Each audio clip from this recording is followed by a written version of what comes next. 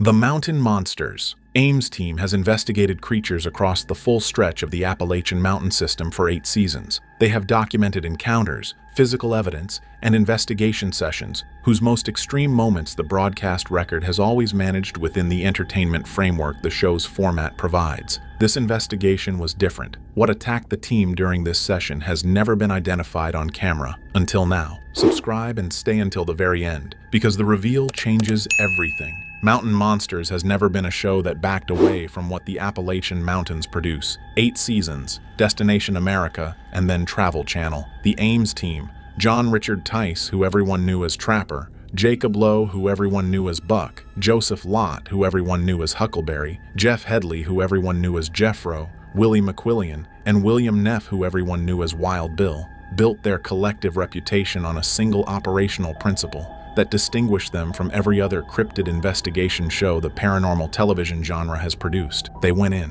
Whatever the location produced, whatever the terrain demanded, whatever the weather and the darkness and the specific quality of the Appalachian wilderness at its most inhospitable required, they went in. They built traps. They conducted night investigations in terrain conditions that the production safety protocols strained to accommodate.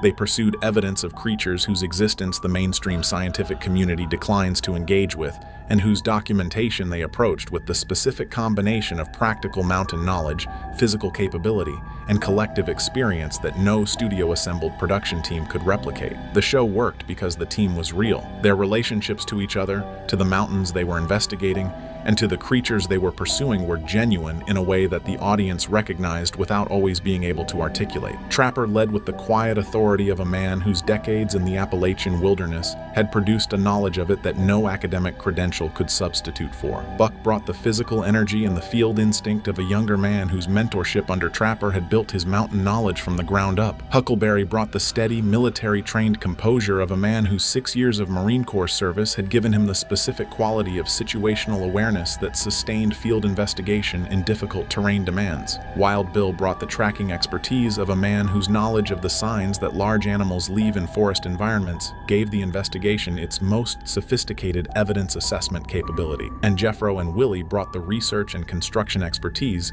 that gave the investigation's trap-building operations and evidence analysis processes their practical foundation. That team, in those mountains, produced 8 seasons of investigation content whose most extreme moments have always operated within the broadcast format's ability to present them as entertainment. The investigation this video documents operated outside that ability. What attacked the team during this session is what the broadcast format has never been able to fully present, and what finally gets revealed in this video, is the reason the investigation has stayed in the team's memory as the one that was different from everything that came before it. The investigation location at the center of this video's reveal is a specific section of the Appalachian mountain system whose prior evidence history the Ames team's research process had identified as unlike any location in their investigation record before the deployment was organized. Not unlike in the sense of more dramatic or more potentially productive in terms of the show's entertainment format. Unlike in the specific and operational sense of a location whose evidence profile communicated something about the character of what was operating there that the team's collective field experience had not previously encountered in quite the same combination and with quite the same specificity. The prior evidence from the location came from multiple independent sources whose temporal distribution spread across years rather than concentrated in a single reporting period, ruled out the coordinated fabrication explanation that the Ames team's research process applies to evidence clusters whose geographic concentration and temporal proximity could reflect shared cultural narrative rather than independent observation of a genuine phenomenon. Witness accounts from the surrounding community described encounters whose behavioral specificity, the particular movement patterns, the specific vocalizations, the precise geographic areas of consistent activity, exceeded what the cultural transmission of a shared legend typically produces in independent observers, separated by years of time and without documented connection to each other's accounts. Physical evidence from the location had been documented by prior field investigators, whose findings the Ames team's research process had reviewed and whose specific characteristics Wild Bill's tracking expertise had assessed as genuine biological evidence rather than misidentification or fabrication. Track evidence showing dimensional profiles and anatomical characteristics outside the range of every known Appalachian wildlife species. Structural evidence, tree breaks, branch manipulations, constructed formations, whose height above the ground floor and whose construction complexity exceeded what the known large mammal species of the area are capable of producing, and a specific geographic zone within the location where the evidence density was highest and where the community witnesses whose accounts the research process had assessed as most credible had consistently placed the center of the documented activity. The Ames team arrived at the location with a research picture that Trapper described in the pre-investigation briefing as the most specific and the most consistently supported location intelligence the investigation had ever produced going into a deployment. Not the most dramatic, the most specific. The distinction matters because what the team encountered during the investigation was not what dramatic presentation had prepared anyone for. It was what the specific and consistently supported location intelligence had been pointing at all along. And what it was is what this video finally reveals. The Ames team's first active investigation session at the location produced a body of physical and acoustic evidence whose cumulative picture by the end of the session had established something about the nature of what was operating in the location's most active zone that the team's prior investigation record had not previously produced with this level of specificity in a single session. Wild Bill's baseline assessment of the terrain, the systematic survey of the physical evidence in the active zone that his tracking expertise makes the most valuable available to the investigation, established first that the location had been used recently, not recently in the ambiguous sense of evidence whose freshness indicators could accommodate a wide range of deposition timelines, recently in the specific operational sense of a man whose tracking background has given him the reference framework to assess evidence freshness against the environmental variables the location presented, temperature, humidity, substrate composition, and whose assessment placed the most recent activity within 24 hours of the team's arrival. Something had been in the most active zone the day before the team got there. The physical evidence Wild Bill documented in the baseline survey was the most significant the investigation had produced at any location across the prior seasons in terms of its combination of quantity, quality, and geographic concentration.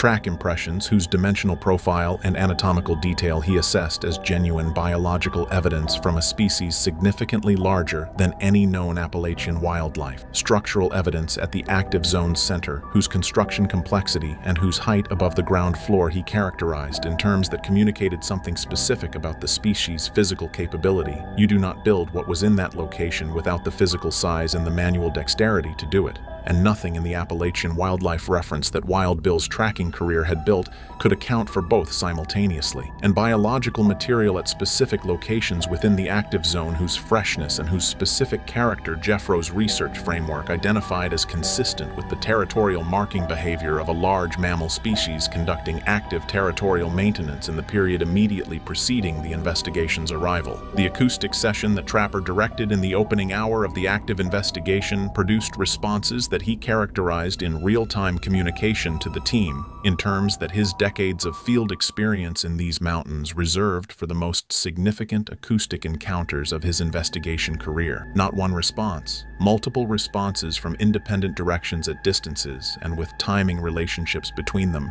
that he assessed as indicating multiple individuals rather than a single source, coordinated, aware of each other's positions, responding to the investigation's call, blasting in a sequenced pattern whose internal organization indicated communication between the response sources rather than independent reaction to the same stimulus. By the end of the first night session, the team had established that the location was occupied by multiple individuals of an unknown species who were aware of the investigation's presence and were communicating with each other about it. What the second night produced in response to that awareness is what the attack at the center of this video's reveal consists of. The shift between the first night's investigation character and the second night's began before the Ames team had advanced beyond the staging area at the active zone's perimeter. The specific quality of the environmental change that preceded the attack is something that every member of the team who has spoken about the investigation in any public or private context has described in consistent terms. Terms whose consistency across independent accounts communicates something about the experience's character that the entertainment format's presentation of what followed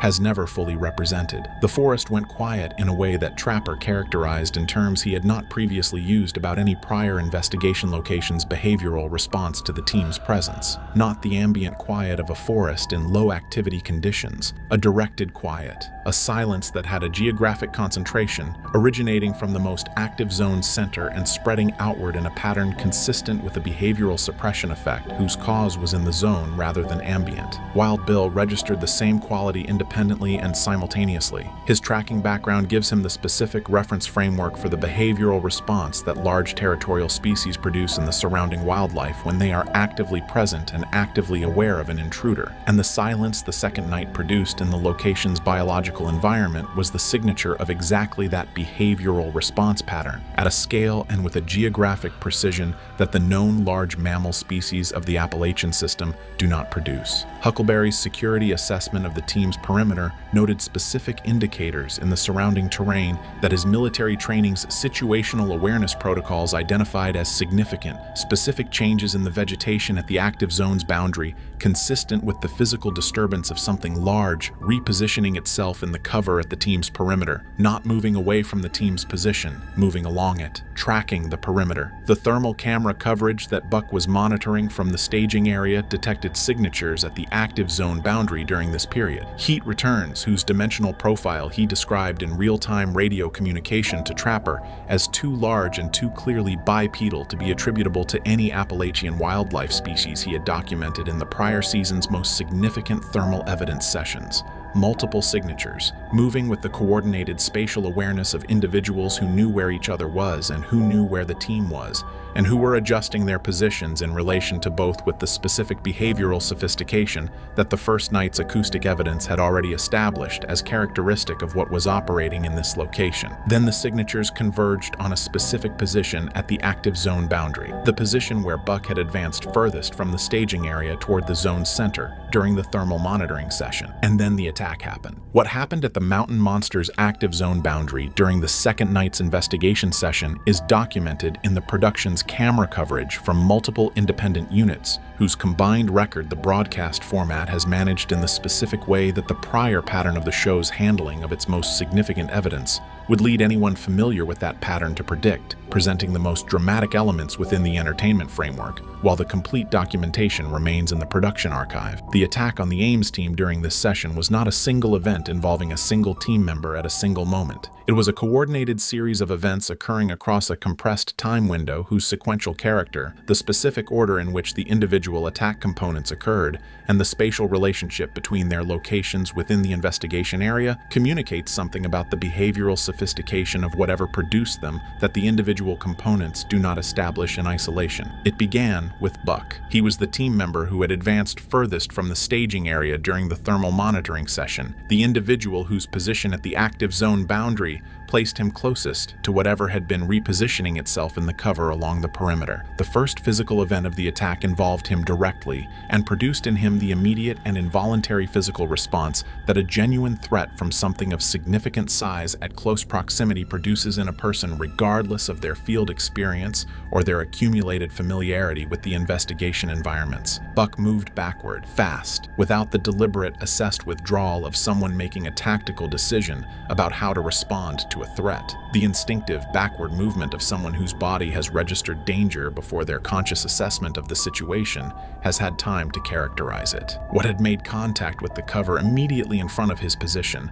not with him directly, but with the vegetation between his position and the active zone, was large enough and moved with enough force that the disturbance it produced in the undergrowth was audible to every team member in radio contact at the time of the event. Trapper's radio communication in the seconds following Buck's backward movement established the situation in terms whose specific content communicates something about his assessment of what had just occurred. He did not ask what happened. He told the team to hold their positions and called for the thermal cameras to cover Buck's location. Huckleberry moved to Buck's position with the specific quality of purposeful physical response that his military training produces in him when a team member's safety requires immediate direct support. Wild Bill began a sweep of the perimeter whose tactical logic reflected his tracking assessment that the source of the initial disturbance had not departed the area. What the thermal cameras showed during the subsequent minutes, what the coverage captured in the active zone boundary and in the surrounding perimeter in the period following the initial event, is the most significant visual evidence the investigation produced and the element of the complete record whose broadcast presentation the show's format has managed most carefully. The thermal camera coverage of the mountain monster's active zone boundary during and immediately following the attack sequence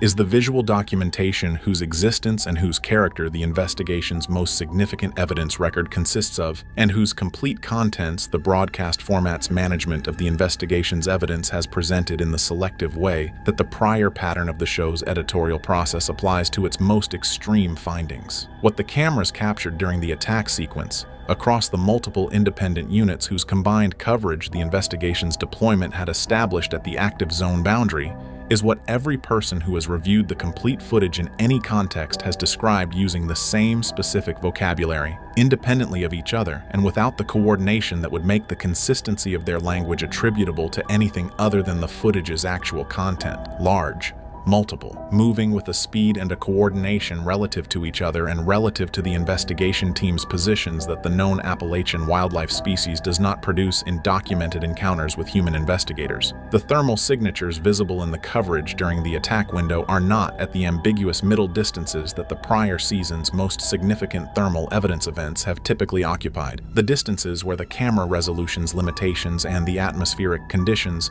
create the interpretive space that the skeptical community uses to resist engagement with the evidence on its merits. They are close enough that the dimensional assessment the footage permits is not the rough estimate of a distant return, but the specific measurement of a heat signature whose proximity to the camera's position gives the imaging a resolution that the prior season's most dramatic thermal evidence has not matched at comparable proximity. Wild Bill's physical evidence sweep of the perimeter in the minutes following the attack sequence produced findings at the specific locations where the thermal signatures had been concentrated that his tracking expertise assessed in real-time field analysis as the most significant physical evidence the investigation had ever documented at any location in any prior season. Ground disturbance consistent with something very large moving through the boundary vegetation at speed. Substrate impressions at the specific locations where the thermal signatures had been concentrated, whose dimensional profile his field assessment placed outside the range of every known Appalachian wildlife species, and whose depth indicated a mass that the species producing them would need to possess to create that specific pressure signature in the ground substrate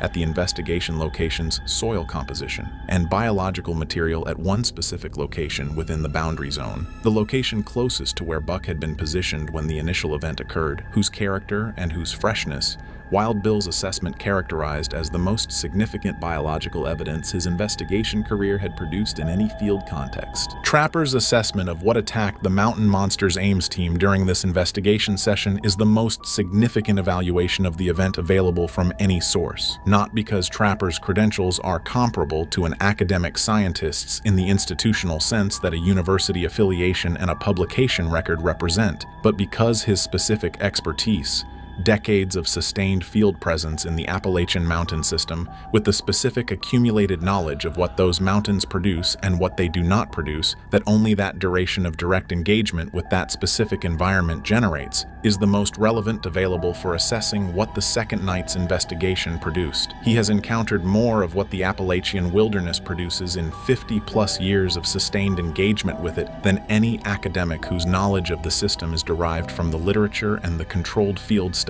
that institutional research permits. When Trapper says something about what the Appalachian Mountains are producing in a specific location, the assessment rests on that foundation, and the specific character of what it rests on makes it more significant for the specific question of what operated in the investigation location than the credentials of an institutional scientist whose engagement with the relevant evidence is more removed from the field reality the investigation documented. Trapper's assessment of what attacked the team during the second night session was communicated to the people who worked most closely with him in the investigation's aftermath in terms that have been described by those people in consistent ways across their independent accounts. He was not dramatic about it. Trapper was constitutionally resistant to the dramatic overstatement that the paranormal television genre tends to generate around its most extreme investigation moments. His communication style in every prior season's most significant investigation events had been characterized by a plainness and a practical directness that the people who knew him recognized as more honest and more significant significant than the dramatic language the format sometimes tried to elicit from him. His assessment of what attacked the team during this session was delivered in that same practical and direct register. He said the attack was coordinated, that it involved multiple individuals acting in relationship to each other's positions and in relationship to the team's positions simultaneously, that it was not defensive, not the response of animals startled into aggressive behavior by the investigation's proximity, that it was deliberate and organized in a way that his decades of field experience in those mountains had never produced in any prior encounter with any known or unknown species, and that what the investigation had been documenting across the deployment,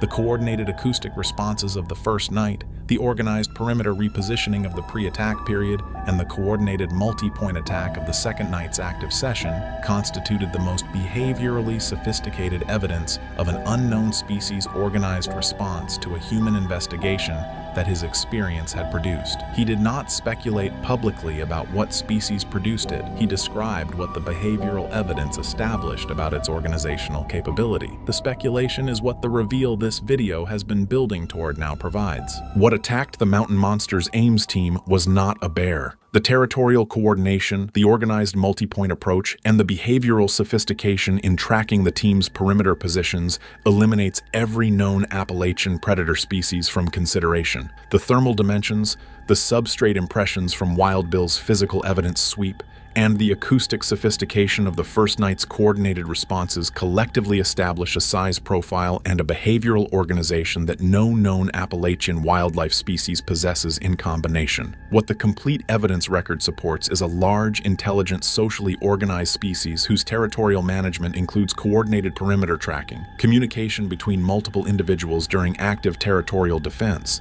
and identification of the specific team member whose position made them the appropriate focus of the initial contact event. The Appalachian Mountains have been producing evidence of this species for 8 seasons. The attack is the most direct behavioral documentation the mountain monsters investigation has ever produced of what that species does when an organized human investigation gets close enough to make a territorial response unavoidable.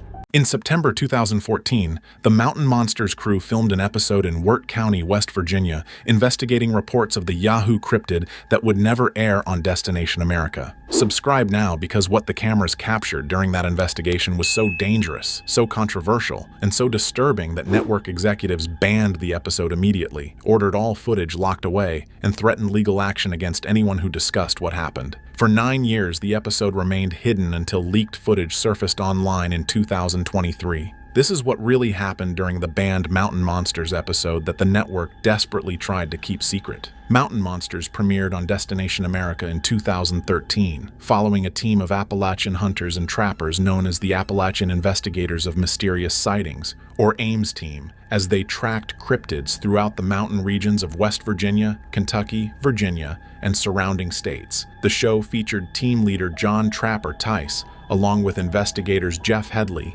William Wild Bill Neff, Joseph Huckleberry Lott, Jacob Buck Lowe, and Willy McQuillian. The format combined cryptid investigation with trap building, following the team as they interviewed witnesses, searched remote wilderness areas, and constructed elaborate traps attempting to capture creatures including Bigfoot variants, the Mothman, lizard demons, and other Appalachian cryptids. By Season 2 in 2014, the show had developed a successful formula and dedicated following, leading producers to become increasingly ambitious about the creatures they would investigate and the risks the team would take during filming. In late summer 2014, producers planned an episode focusing on the Yahoo, a violent Bigfoot-like creature reported in Wirt County, West Virginia, with a reputation for being far more aggressive than typical Bigfoot encounters. Local legends described the Yahoo not as a shy forest dweller, but as a territorial predator that had allegedly attacked humans, killed livestock brutally, and defended its territory with extreme violence. Multiple witnesses had reported encounters where the Yahoo charged at people rather than fleeing, threw rocks with deadly accuracy,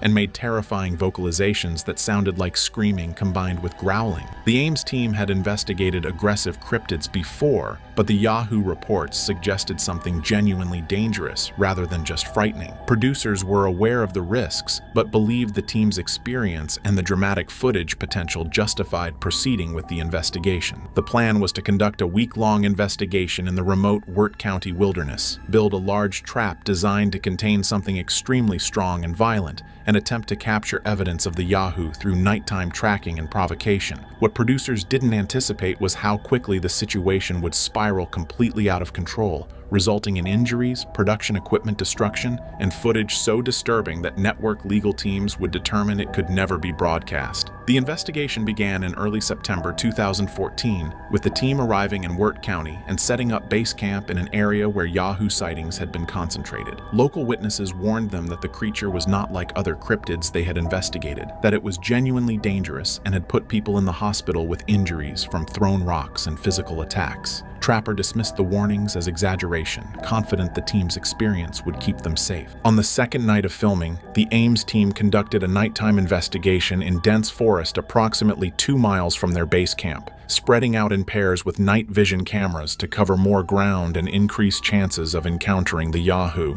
Wild Bill and Buck were investigating a ravine area where witnesses had reported recent activity when something happened that was captured on both their handheld cameras and a static camera that had been positioned overlooking the ravine. The footage, which would later become the primary reason the episode was banned, shows Wild Bill and Buck hearing something large moving through brush approximately 50 yards from their position. Following standard protocol, they called out attempting to communicate and provoke response. What happened next occurred with shocking speed. A large, dark figure emerged from the tree line and charged directly toward Wild Bill and Buck, covering the distance in seconds while both men were scrambling backward trying to retreat. The night vision footage clearly shows both investigators falling as they tried to run, with Wild Bill hitting the ground hard. The figure reached Wild Bill's position while he was down. What the camera captured next was Wild Bill screaming in pain and terror while something off-camera was attacking him. Buck's camera shows him trying to reach Wild Bill but being unable to get close because of the figure that appears to be striking or grabbing Wild Bill repeatedly. The attack lasted approximately 15 seconds before the figure retreated back into darkness. When Buck finally reached Wild Bill, the cameras captured Wild Bill bleeding from multiple injuries, barely conscious, and in severe distress. The footage shows Buck calling frantically for help over radio, trying to assess Wild Bill's injuries while also watching the darkness in case the creature returned. Wild Bill had deep lacerations on his arms and torso that were bleeding heavily, later determined to be consistent with being struck by something with tremendous force or possibly clawed. He had a head injury where he had been knocked to the ground, and he was going into shock from the trauma and blood loss. The rest of the team reached their location within 10 minutes, bringing first aid supplies and helping to stabilize Wild Bill enough to move him. The decision was made to evacuate him immediately to the nearest hospital, rather than waiting for emergency services to navigate the remote location. The cameras captured the chaotic evacuation through dark forest, with Wild Bill being half-carried by team members while everyone watched the darkness expecting another attack at any moment. This footage alone, showing a clear, violent attack on an investigator resulting in serious injuries, was enough to make network executives extremely nervous about airing the episode, but it was only the beginning of what would make the episode unbroadcastable. Wild Bill was transported to Camden Clark Medical Center approximately 45 minutes from the investigation site, arriving in the emergency department around 2 in the morning with injuries that required immediate treatment and raised serious questions among medical staff about what could have caused such trauma. The medical documentation, which later became part of the legal controversy around the episode, showed Wild Bill had sustained 4 deep lacerations on his left forearm, ranging from 4 to 7 inches in length, 2 lacerations on his right shoulder and upper chest, significant bruising across his torso consistent with blunt force trauma, a concussion from the head impact when he fell, and was treated for shock and blood loss. The lacerations required over 40 stitches total to close. Most significantly for the controversy that would follow, the attending physician documented that the wound patterns were unusual and didn't match typical injuries from falls, animal attacks, or accidental trauma from branches or rocks. The lacerations showed characteristics of being caused by something striking with considerable force in a downward motion, creating tears in the skin rather than clean cuts or typical claw marks. This documentation would later become crucial when network lawyers were determining whether the show could be held liable for putting cast members in situations that resulted in serious injury. While Wild Bill was being treated, production supervisors were having emergency discussions about whether to continue filming or shut down the investigation immediately. The standard practice for reality television when cast members are injured is to halt production, conduct safety reviews, and only resume if conditions can be made safe. However, the remaining Ames team members, particularly Trapper, insisted they needed to continue the investigation to document what had attacked Wild Bill and to prove they hadn't fabricated the incident. This created tension between the production team and network executives who were being updated about the situation in real time. The decision was made to pause filming for 24 hours while Wild Bill was evaluated, and while producers assessed whether continuing was safe and legally defensible. During this pause, something happened that would make the episode even more controversial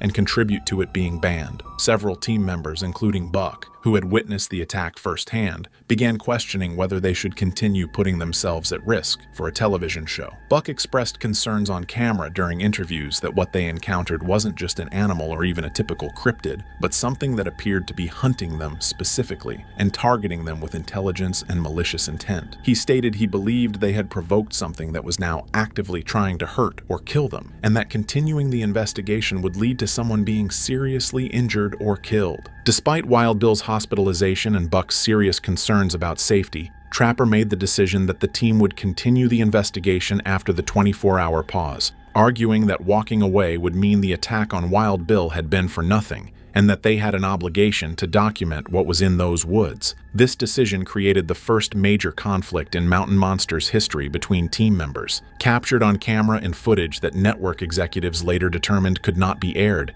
because it showed how production was prioritizing dramatic television over cast safety. The footage shows Buck and Trapper having a heated argument where Buck explicitly states he believes continuing is reckless and potentially fatal, while Trapper insists they can take additional precautions and that they owe it to Wild Bill to finish what they started. Buck ultimately agreed to continue but stated on camera that he was doing so against his better judgment and that if anyone else got hurt, the responsibility would fall on Trapper and the producers who were allowing this to continue. Production made several safety modifications for the continuation of filming. Additional crew members were brought in to maintain visual contact between team members at all times. Medical personnel were on standby closer to the investigation site. Team members were equipped with air horns and other deterrent devices, and critically, team members were authorized to carry firearms for self-defense, something that had not been done on previous Mountain Monsters investigations. This last modification would prove to be the most controversial aspect of the entire episode,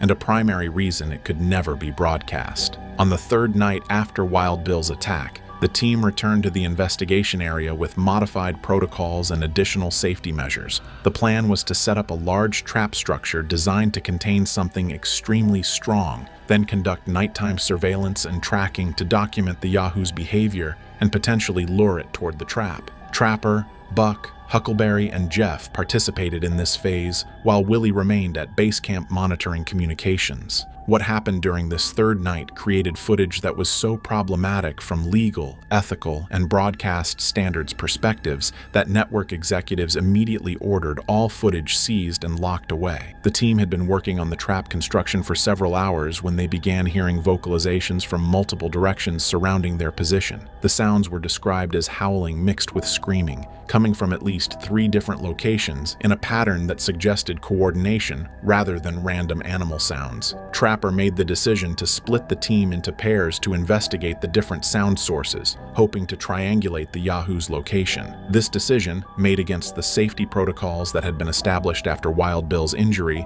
put team members in vulnerable positions separated from each other in darkness, while something that had already demonstrated violent intent was in the area. Approximately 20 minutes after the team split up to investigate the surrounding vocalizations, a gunshot rang out in the darkness, captured on multiple cameras from different positions and creating a moment that would define why this episode could never be broadcast. The audio from multiple sources clearly captured a single gunshot followed immediately by Buck's voice screaming for everyone to get to his location immediately. The footage shows team members running through dark forest toward Buck's position, with cameras capturing the chaos and fear as everyone tried to navigate through dense woods while not knowing what had happened or whether there was ongoing danger. When cameras reached Buck's location, the footage shows him standing over something on the ground with his rifle still raised, clearly in shock, and Jeff arriving moments later asking what happened. The footage, which has been described by people who have seen it, but which has never been publicly released, apparently shows a large, dark figure lying motionless on the ground,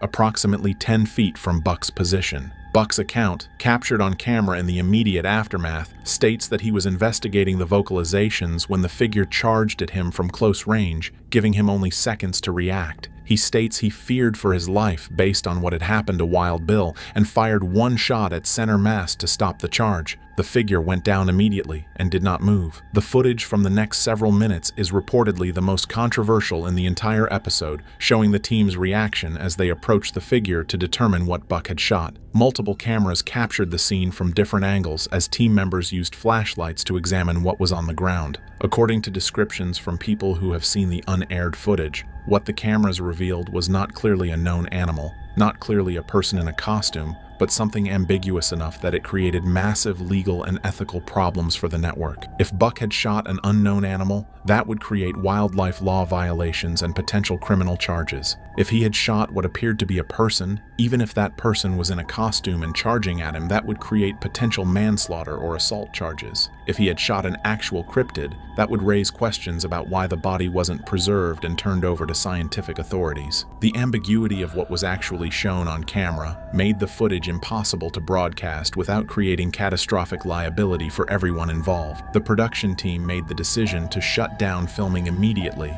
and secure the scene. Local authorities were not initially contacted, a decision that would later become extremely controversial. Instead, production supervisors contacted network executives and legal teams who began emergency consultations about what to do with the footage and how to handle the situation. In the 72 hours following the shooting incident, Destination America network executives, production company lawyers, and crisis management consultants engaged in intensive damage control to prevent the Mountain Monsters episode from becoming a public relations disaster and potential legal catastrophe. The first action taken was securing all footage from the investigation under lock and key, with explicit orders that no copies were to be made and no footage was to be reviewed without legal counsel present. All crew members present during the investigation, including the Ames team members and production staff, were required to sign expanded non-disclosure agreements with severe financial penalties for discussing what had occurred during filming. These NDAs reportedly included liquidated damages clauses in the hundreds of thousands of dollars per violation, effectively silencing everyone involved through the threat of financial ruin if they spoke publicly about the banned episode. Wild Bill, who was still recovering from his injuries in the hospital, was visited by network representatives who secured his signature on similar agreements and reportedly offered financial compensation beyond his standard appearance fees in exchange for his cooperation in keeping the incident confidential. The question of what to do about the shooting itself and whether to involve law enforcement created intense internal debate. Legal counsel advised that if what Buck shot was an animal, West Virginia wildlife laws would require reporting the incident and likely result in criminal charges for hunting violations given that the shooting occurred at night, potentially involved an endangered or protected species if it was determined to be an unknown primate, and occurred in an area where hunting may not have been permitted. If what Buck shot appeared to be a person, or could be interpreted as a person in a costume, failure to report the shooting could constitute obstruction of justice or accessory after the fact to a potential crime. The decision was ultimately made to not involve local law enforcement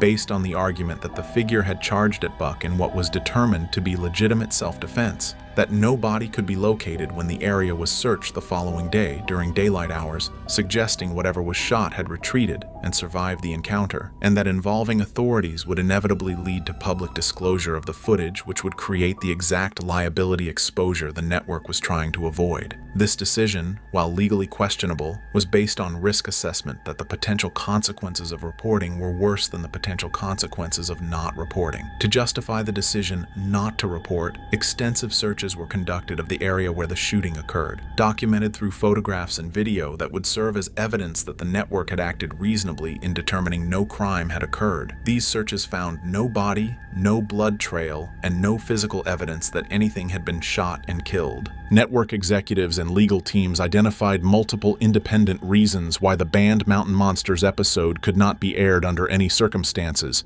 creating a situation where the footage became permanently locked away rather than simply delayed or edited for content. The primary legal concern involved liability for Wild Bill's injuries and the question of whether the network had exercised adequate duty of care in protecting cast members from foreseeable harm. Reality television productions have legal obligations to maintain reasonably safe working conditions for participants, and courts have found networks liable when cast members are injured during filming if it can be shown the production created or failed to mitigate unreasonable risks. Wild Bill's injuries were serious enough that if the episode aired showing the circumstances that led to the attack, it could be used as evidence in a potential lawsuit that the production had knowingly put cast members in dangerous situations for entertainment value. Even if Wild Bill chose not to sue, regulatory agencies or insurance companies could potentially take action based on the documented safety failures. The shooting incident created even more severe legal problems. Regardless of what Buck actually shot, the footage showing a cast member discharging a firearm during production raised questions about weapons protocols, safety procedures, and whether the network could be held responsible for whatever consequences resulted. If the shooting was legally justified self-defense,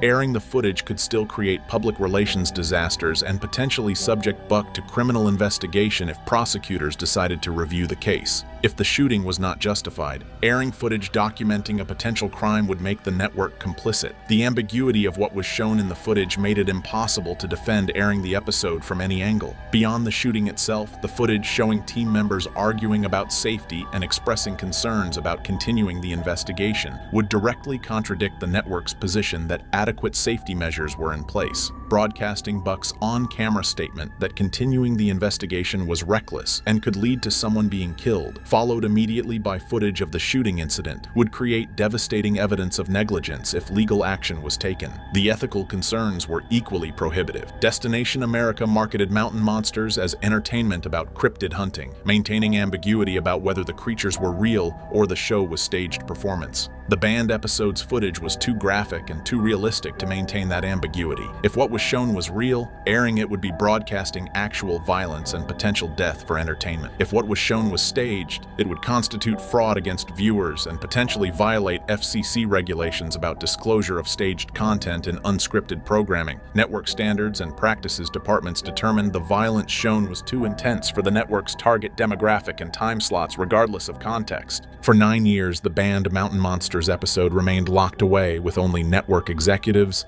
legal team members, and participants knowing what the footage contained. The Ames team continued filming subsequent seasons without publicly acknowledging the banned episode, though observers noted format changes after season 2, reducing aggressive cryptid confrontations and increasing safety protocols. Wild Bill recovered from injuries and returned to the show, but was noticeably more cautious and refused to discuss Wirt County when asked by fans. Buck remained with the show but showed less enthusiasm for night investigations and became more vocal about safety concerns during filmed episodes. Then, in March 2023, partial footage from the banned episode appeared on social media platforms and file-sharing sites, uploaded by anonymous sources and spreading rapidly through paranormal investigation communities and Mountain Monsters fan groups before network legal teams could issue takedown notices. The leaked footage was incomplete and lower resolution than broadcast quality, suggesting it had been copied from production files rather than master footage, but showed enough key incidents to confirm years of rumors about why the episode was banned. The leaked material included approximately 8 minutes showing Wild Bill's attack and immediate aftermath with graphic injuries visible. The heated argument between Buck and Trapper about continuing the investigation with Buck explicitly stating someone would be killed. Audio of the gunshot and chaotic response with team members screaming and running through darkness, and brief, unclear footage of something on the ground that viewers debated endlessly. Notably absent from leaked material was any clear view of the figure Buck shot, suggesting whoever leaked the footage either didn't have access to that specific content or deliberately withheld the most legally problematic material. Destination America issued immediate DMCA takedown notices and released a brief statement acknowledging unreleased Mountain Monsters footage had been leaked without authorization, investigating how the breach occurred, but notably did not deny the footage was authentic or address specific content shown. Ames team members did not comment publicly, presumably bound by non-disclosure agreements, though fans noted Wild Bill's social media presence decreased significantly after the leak and Buck deleted his Facebook account entirely. Mountain Monsters has been off the air for years, but the real reason production stopped has finally been revealed. This wasn't a simple cancellation. It was a forced shutdown triggered by massive lawsuits, insurance investigations, and fraud allegations that Travel Channel desperately tried to hide. Former crew members are now exposing systematic evidence fabrication, cast members suing each other over stolen money, Trapper's family demanding justice. The truth buried for years is finally coming to light. Subscribe now, because what's being revealed about why Mountain Monsters really ended is darker than anyone imagined. Mountain Monsters production came to an abrupt halt in late 2022, but the circumstances surrounding that shutdown were deliberately obscured by Travel Channel and the production companies involved. What viewers were told was a mutual decision to end the series after a successful run was actually an emergency stoppage triggered by legal and financial crises that made continuing production impossible. Cast members arrived for what they believed would be a routine filming week in West Virginia, only to be informed via group text message that production was suspended indefinitely. No explanation was provided beyond vague references to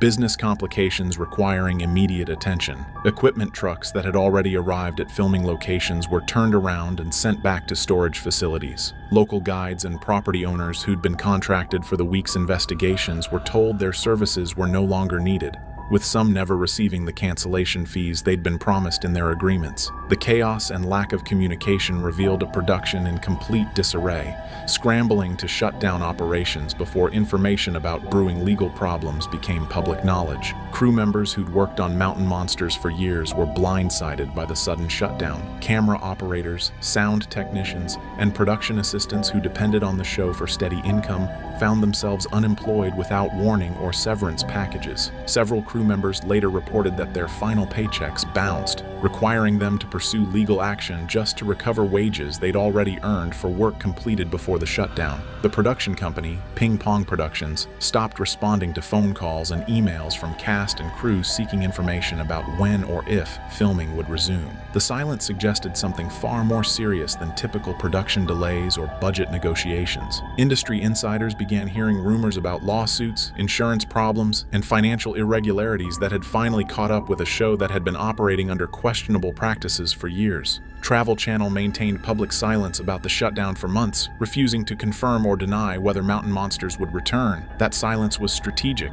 The network was consulting with legal teams about how to distance itself from the mounting scandals while minimizing its own liability exposure. Internal documents later revealed that Travel Channel executives had been aware of problematic practices on Mountain Monsters for years, but chose to ignore them as long as the show delivered acceptable ratings and revenue. The lawsuit that ultimately forced Mountain Monsters production to stop permanently was filed in October 2022 by a coalition of former crew members alleging a pattern of labor violations, unsafe working conditions, and systematic fraud that the production company had perpetrated over multiple seasons. The complaint, filed in West Virginia State Court, named Ping Pong Productions, Travel Channel's parent company Warner Bros. Discovery, and several individual producers as defendants. The allegations were damning and specific, backed by documentation including contracts, emails, text messages, and testimony from dozens of witnesses. The lawsuit's central claims focused on wage theft. Crew members alleged they were consistently paid less than their contracts specified, forced to work excessive hours without overtime compensation, and denied meal penalties and other legally mandated benefits. Production assistants reported working 16-hour days during investigation filming, but being paid for only 8 hours, with producers threatening termination if they complained about the discrepancies. The complaint included detailed records showing systematic underpayment totaling hundreds of thousands of dollars across multiple crew members over several seasons. Even more explosive were allegations about evidence fabrication. Former production assistants provided sworn declarations describing how they were instructed to plant fake footprints, create artificial claw marks on trees, and place hair samples and scat that would later be discovered by the Ames team during investigations. One former employee detailed purchasing a gorilla costume from a Hollywood effects company and wearing it during night filming while cast members pretended to hunt for cryptids. The lawsuit included receipts for these purchases, emails discussing logistics of creating fake evidence, and text messages where producers explicitly acknowledged they were staging encounters because authentic cryptid activity couldn't be relied upon to provide enough dramatic content for each episode. The unsafe working conditions allegations focused on nighttime filming in dangerous terrain without proper safety equipment, inadequate medical support during remote investigations, and pressure on cast members to continue working despite injuries and health health problems. The complaint specifically cited Buck's ATV accident and subsequent filming while he was clearly impaired by pain medications as examples of production prioritizing content over crew safety. Insurance fraud allegations claimed the production company had misrepresented the nature of filming activities to obtain coverage,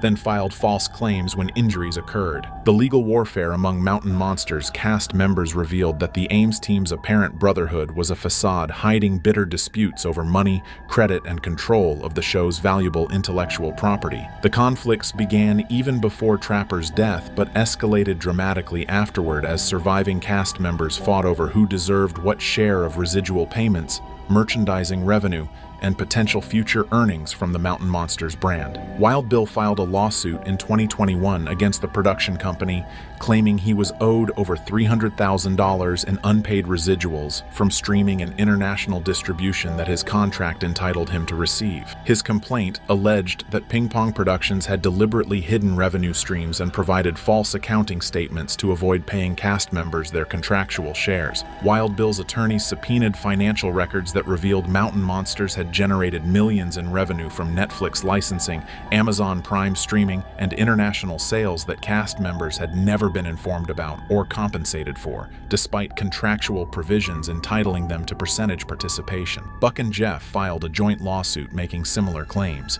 arguing they'd been systematically cheated out of earnings they'd legitimately earned through years of dangerous work on the show. Their case included allegations that producers had created shell companies to funnel revenue away from the main production entity, specifically to avoid contractual obligations to pay cast members. The legal filings exposed how production companies exploit reality television performers through complex corporate structures designed to minimize payments while maximizing producer profits. Most bitter was the conflict between cast members themselves over merchandising rights. When Mountain Monsters merchandise, including t-shirts, hats, and collectibles, began generating significant revenue, disputes erupted about who owned the rights to the Ames Team brand, individual cast member images, and catchphrases used on the show. Huckleberry claimed he'd never signed away his image rights and demanded compensation for any merchandise featuring his likeness. Wild Bill and Jeff argued they had agreements with the production company that entitled them to merchandising percentages, while Buck contended that all cast members should share equally in merchandise revenue regardless of individual contracts. The legal battles became so contentious that cast members stopped speaking to each other entirely, destroying any possibility of the team reuniting for future productions, even if the show's other problems were resolved. The insurance investigation that ultimately made Mountain Monsters production legally impossible began after Buck's ATV accident, when the production company's liability insurer received a claim for medical expenses and disability payments related to his injuries. Insurance adjusters conducting routine investigation of the claim discovered discrepancies between what the production company had disclosed about filming activities versus what actually occurred during Mountain Monsters investigations. The insurer had been told filming involved outdoor recreation and nature documentation, with appropriate safety protocols, when in reality cast members were conducting dangerous nighttime investigations in rough terrain without adequate medical support, safety equipment, or supervision. Buck's accident triggered a comprehensive audit of all previous claims filed by Mountain Monsters production over multiple seasons. Investigators discovered a disturbing pattern. Numerous cast and crew members had filed injury claims related to filming, far exceeding the rate expected for the type of production activities the insurance company believed they were covering. Wild Bill's heart attack, various sprains and fractures among crew members, and multiple emergency room visits for injuries sustained during investigations revealed that Mountain Monsters was significantly more dangerous than the production company had disclosed when obtaining coverage. The insurance company determined that Ping Pong Productions had committed material misrepresentation by failing to disclose the true nature and risks of filming activities. They described Mountain Monsters as comparable to wildlife documentary production, when it actually involved cast members hiking dangerous terrain at night, building elaborate physical structures without engineering oversight, and engaging in activities that would require specialized stunt coordination and safety protocols if accurately disclosed. This misrepresentation potentially voided coverage for all previous claims and certainly terminated the policy going forward. Without insurance coverage, Mountain Monsters couldn't legally film. No location would grant permits, no network would authorize production, and cast and crew wouldn't work without liability protection. The production company attempted to obtain new coverage from other insurers, But once the previous carrier's investigation findings became known in the industry, no reputable insurance company would cover mountain monsters at any price. The few quotes the production company received for high-risk coverage required premiums so expensive they exceeded the show's entire production budget, making filming financially impossible even if they could find an insurer willing to take the risk. The legal action initiated by Trapper's family in 2023 opened a painful and complicated chapter in Mountain Monster's troubled legacy, pitting Trapper's widow and children against the production company and network over how their deceased family member's image and legacy had been exploited since his death in 2019. The family's attorneys filed suit claiming that Ping Pong Productions had made verbal promises to compensate Trapper's estate for continued use of his image in episodes, promotional materials, and merchandise following his death, but had never formalized those promises in writing or made any payments. After Trapper died, Mountain Monsters continued airing episodes featuring him, released tribute merchandise with his image, and used his likeness extensively in marketing materials to promote new seasons, all generating revenue that his family never received a share of despite alleged promises from producers. The lawsuit argued this constituted both breach of contract based on oral agreements and violation of Trapper's publicity rights that passed to his estate upon death. West Virginia law provides that publicity rights, the right to control commercial use of one's name, image, and likeness, survive death and can be enforced by heirs for a specified period. Trapper's family claimed the production company had no legal right to continue profiting from his image without compensation to his estate, yet they'd done exactly that for over 3 years, while stonewalling the family's requests for accounting and payment. The emotional dimension of the lawsuit was heartbreaking. Trapper's widow described watching Mountain Monsters merchandise featuring her late husband being sold online and in stores while her family struggled financially with medical debt from his final illness and funeral expenses that the production company had promised to help with, but never did. She testified in depositions about producers calling after Trapper's death expressing condolences and assuring her the family would be taken care of, then subsequently ignoring her calls and emails when she attempted to discuss the promised financial support. The family's legal demands were substantial. They sought an accounting of all revenue generated from Trapper's image since his death, compensation for past use of his likeness, and an injunction preventing any future commercial use of Trapper's image until a licensing agreement with appropriate compensation was negotiated. The injunction threat was existential for Mountain Monsters because Trapper was the show's most beloved figure, and removing him from future content would eliminate much of the show's nostalgic appeal and marketability. The systematic evidence fabrication on Mountain Monsters was exposed in devastating detail when multiple former production assistants came forward with documentation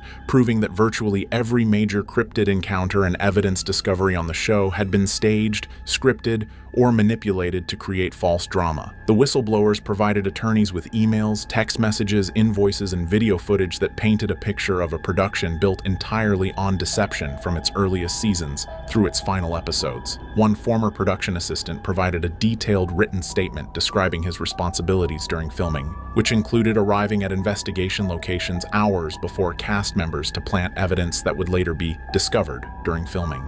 He described creating fake Bigfoot footprints using carved wooden stamps, hanging tufts of synthetic hair purchased from costume suppliers on tree branches where they'd be noticed by cameras, and placing animal scat purchased from exotic animal facilities to suggest cryptid presence. The statement included photographs he'd secretly taken of these evidence-planting activities as insurance against potential legal liability, images that clearly showed production crew members staging the very evidence that would be presented as authentic discoveries. Email correspondence between producers and special effects companies revealed extensive discussions about creating creature costumes for night filming. One email chain detailed specifications for a realistic Bigfoot suit with appropriate movement characteristics for distance filming that cost over $12,000 to manufacture.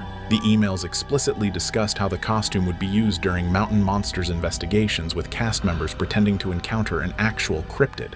Invoices for the costume purchase and rental agreements for subsequent uses provided irrefutable documentation of premeditated fraud. Text messages between producers showed casual acknowledgement of the fabrication with jokes about manufacturing evidence, and discussions of which cast members were better at selling fake discoveries convincingly on camera. Perhaps most damning were behind-the-scenes video clips that production assistants had recorded on personal phones showing the reality of filming versus what appeared in broadcast episodes. One clip showed a dramatic Bigfoot encounter being filmed multiple times from different angles with a clearly visible person in a costume, followed by producers coaching cast members on how to react more convincingly for the final take that would air. The authenticity that made Mountain Monsters appealing was completely manufactured. Multiple property owners across West Virginia filed lawsuits against Mountain Monsters production, claiming trespassing, property damage, and filming without proper authorization or compensation.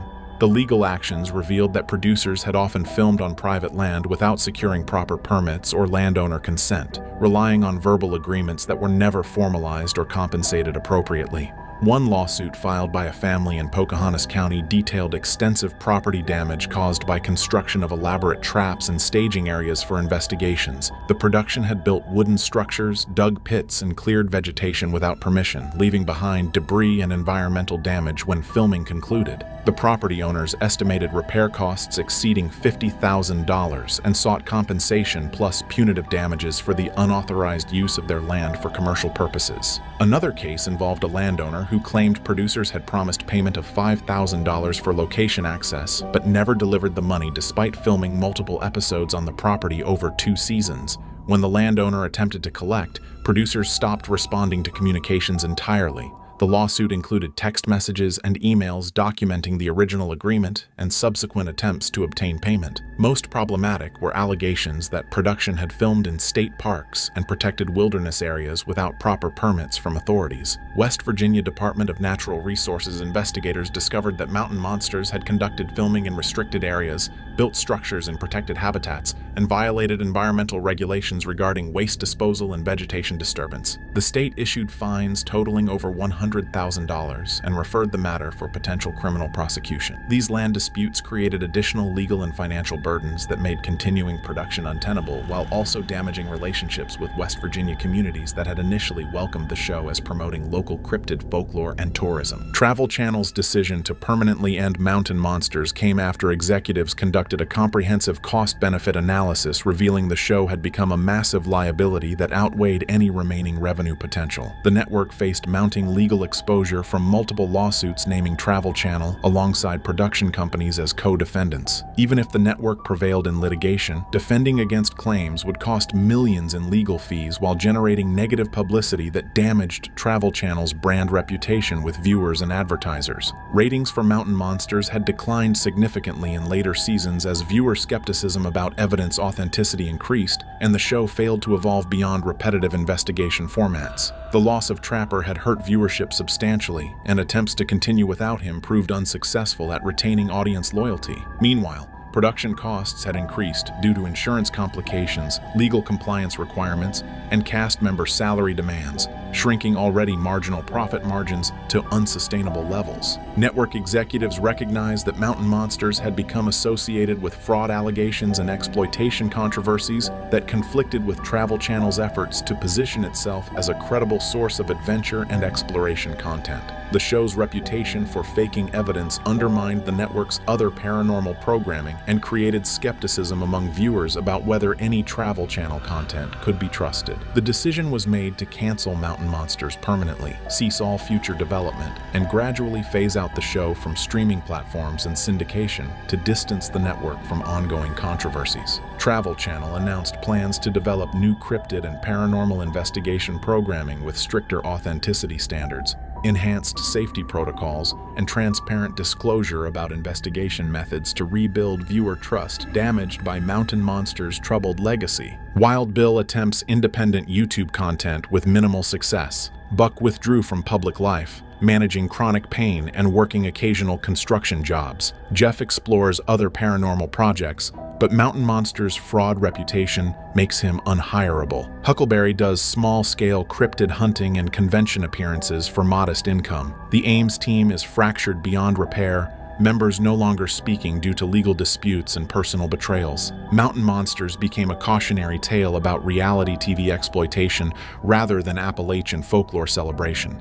Mountain Monsters ran for 8 seasons on Destination America and Travel Channel. The Ames team, Trapper, Buck, Huckleberry, Jeffro, Willy, and Wild Bill, became some of the most beloved personalities in paranormal television history. Then Trapper died. And what happened to the rest of the team in the years since? The grief, the struggles, the financial realities, and the personal costs of a show whose end left 6 men without the framework that had defined their lives, is the story nobody has fully told. Subscribe and stay until the very end. Mountain Monsters was never really about monsters. The creatures, the Mothman, the Grafton Monster, the Wood Booger, the Shadow Creature, were the premise around which the show organized its investigations. But what the audience came back for season after season was not the creature hunt, it was the men conducting it. The Ames team, the Appalachian investigators of mysterious sightings, represented something that paranormal television had never previously produced in quite the same form. Not a group of scientific researchers applying methodological frameworks to anomalous evidence. Not a team of professional investigators whose credentials gave their findings institutional credibility. A family. 6 men from the Appalachian region whose relationships to each other preceded the show and whose collective personality, the humor, the loyalty, the specific quality of warmth that the mountain communities they came from produces in the people it shapes,